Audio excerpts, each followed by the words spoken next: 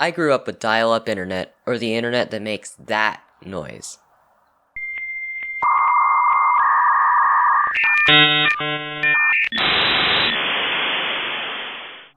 At the time, there was no internet provider with fast internet that served our area in the middle of nowhere, Wisconsin, so the only option for our family was dial-up.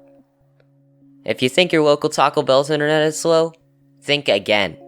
If I had to describe dial-up internet in one sentence, it would be this. It's slow, annoying, and noisy. But it works. By today's standards, dial-up internet is bad, but it gets the job done. It's better than no internet. If you don't know what dial-up internet is, it's internet that goes through the phone line. You know, those big poles along the side of the road? Yeah, that's what dial-up internet runs through. You could start to imagine how slow this could get now. Slow YouTube? You mean no YouTube, no Instagram, slow Facebook, Netflix, out of the question. If you had dial-up internet, you couldn't watch this video. When I was 6, I went to the library and looked at the computers in the children's section. I saw this kid playing an online game and watching YouTube at the same time. My 6-year-old mind was like, whoa, their computer could do that? Dial-up sure couldn't do that. Just to give you a little perspective, here's how long it'll take to load a Google search result. And here goes.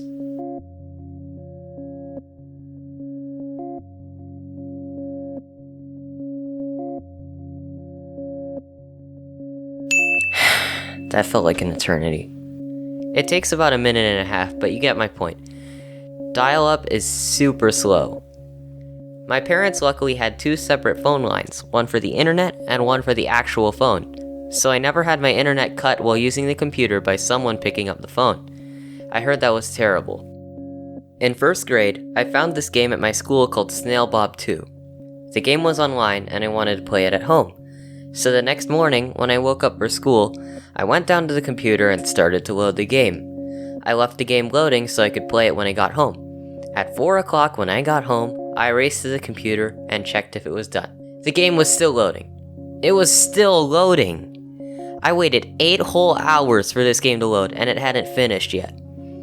The game eventually loaded in the evening and I got to play Snail Bob 2. But it took 12 hours. All for a game that takes 24 seconds to load now. When I was 9, my house finally got satellite internet.